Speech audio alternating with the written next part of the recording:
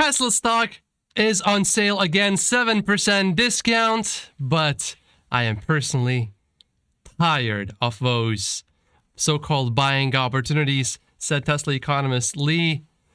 I hear you guys. The sentiment is changing. I watched Tesla therapy session and it was not calming at all.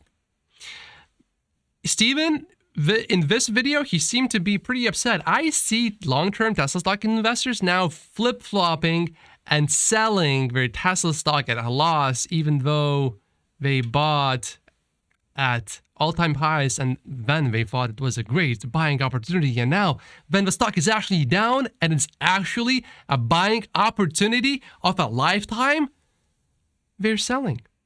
So here are my 18 reasons why I am still very, and I mean very, and I really do mean very, very much positive on Tesla stock. Number one, earnings are projected to keep growing. This is from Gary Black. Tesla stock price cannot just keep going down while the earnings are growing. That just does not make sense. That will not continue forever. That is, as long as earnings grow. Number two, Tesla has the highest EV margins. Even in a recession, people will not just stop buying cars. This year is global car sales, and as you can see, 2008, we had this terrible big recession. Ooh, so scary. And you can barely see a dip here of auto sales. And then, of course, we had a recent disaster, which was more significant, but is going to recover. And as you can clearly see, sales do not just come to zero. And if that sales indeed do slow down, Tesla can drop down its prices by a lot more than anyone else.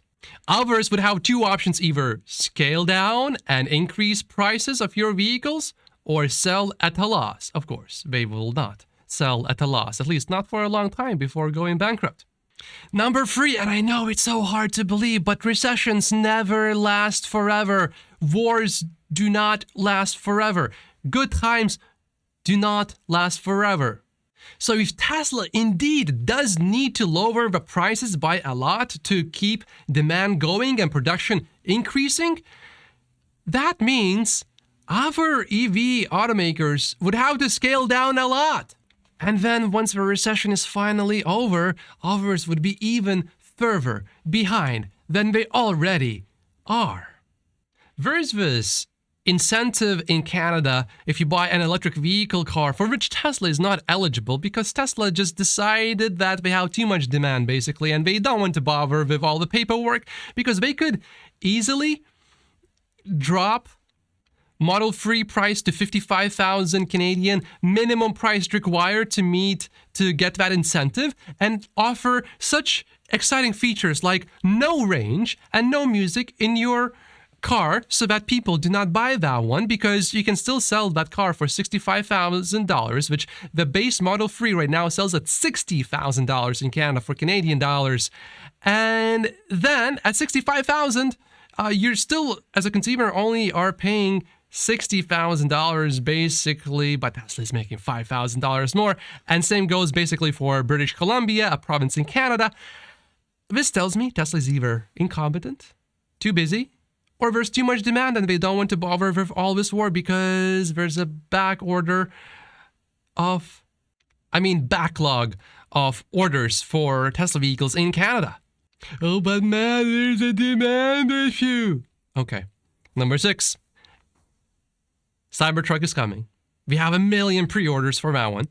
Then if we need to, I believe Tesla can do its thing with things that they do very fast. You know, something that they are good at is growing really quickly and making things happen very fast when they really need to, and really finally releasing the $25,000, $30,000 model car. I think it can be released much more sooner. And also, where is Tesla minivan? Of course, Tesla is not releasing that minivan because they have a demand issue, right? No one would ever buy a minivan. Zero, right? Who would ever want a minivan? I know my auntie would, but you know, we don't count those, right? I mean, why would Tesla sell vehicles to, for example, moms that care about the environment? Obviously, Tesla would not do that. Of course, they will do that eventually. And of course, I also gave up on waiting on the Roadster. That feels like it's coming in 2069. Think about a new brand of cyber vehicles.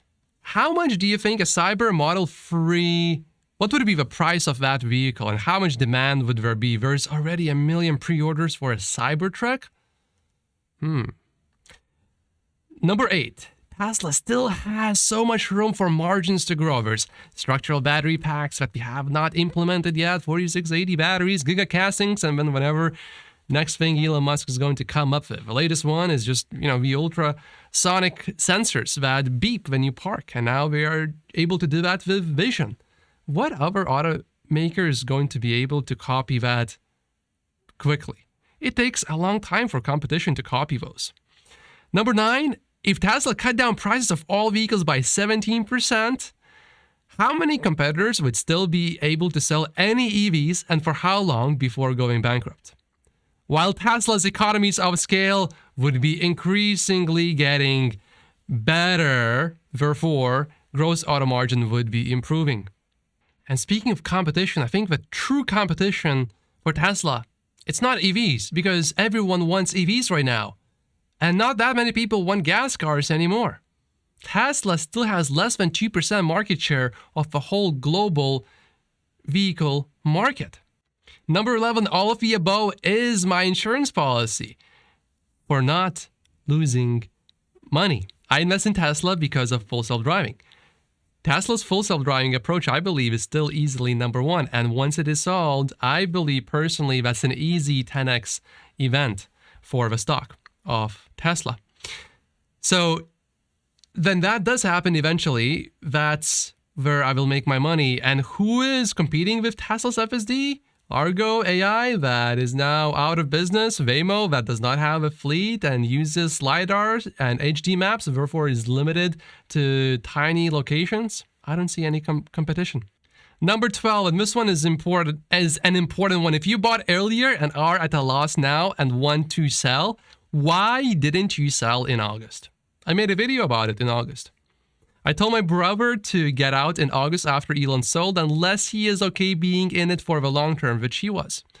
Because he asked me, well, what are you doing? And I told him what I'm doing, and he's like, okay, well, then I do the same thing. So he decided to stay, and I told him, hey, look, expect volatility. You could be down a lot. So I made him buy earlier this year when the stock pre-split was at about $600. And then I told him, hey, look, if you want, you should sell now. Then the stock was at about $900 level. You can look at that video to see the exact numbers. These are just rough estimates. Number 13, of course, any investment is risky, and Tesla stock is no exception. But for me, at least, it is safe enough to make it my only holding in my stock portfolio. Number 14, billionaire Ron Barron and Tesla bull, who is now 79 years old. He looks really old, but he is still just as smart. He said that, this was in the interview with CNBC that was just recently. He says that he hasn't seen anyone consistently time markets over and over again. And that's maybe true, but I believe you can for sure know when you are getting a discount. And with Tesla stock right now, you are getting a 56, here you go, 56% discount roughly when we look at all-time highs. Okay, this time I got it, I promise. 56% discount. Number 15, I bought Tesla stock in 2019 only, early 2019, only to see it drop 50%. That hurt. This feels eerily similar to back then, except for a few big differences. Number 1, Tesla is a lot more profitable. I'm a lot more certain about Tesla's future. Also, FSD is actually looking a lot more likely to be solved now. And all of the fundamentals that I can think of for Tesla stock are getting better. It's only macro that's really hurting Tesla stock here. Number 16, big drops. It is when you sell and not buy. At least that's what some people that are flip-flopping the long-term Tesla stock investors are actually doing right now, big drops, it's when you actually buy. This is when the money is made. 2008, you could have picked any stocks and then look at your portfolio 3 years later, you would have made money. Ron Barron, he said a year ago, everything was expensive. You couldn't find anything that was cheap. Now you look everywhere, you cannot find anything that is expensive. Everything is cheap. So you can basically probably close your eyes and pick almost anything. As long as the company does not go bankrupt, probably it will be fine. And you will probably have gains, of course, not financial advice. But recessions and macro noise always, all of that always passes. It's just temporary. And also, good times don't last forever, just like the bad times. Remember that. Number 17, and this one I gotta read word for word. If you sell now, good luck catching the bottom and not having to buy it at a higher price than where you sold. If you can do that and make money, hey, look, I have full respect for you, just like for Chicken Genius Singapore, full respect. Now, in my case, I am quite busy with my businesses, and I also have real estate. Commercial real estate is going to be a little bit of a handful. So I can't spend all my time watching the Fed minutes and then watching the markets and timing the markets. But more importantly, at least yet, that is. But more importantly, number 18, how in the world do you time FSD? I mean, with stock market, I understand. Okay, you can practice with basically hundreds of years of data.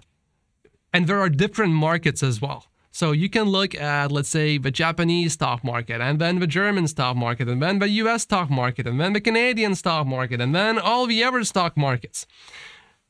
You can practice, and you can practice timing basically. But with FSD, how many times have you sold FSD before? 0. So how do you time that? And it's for an AI model to go from a retarded cockroach to an actually functioning cockroach, to have that difference of intelligence in the model, that's a big deal.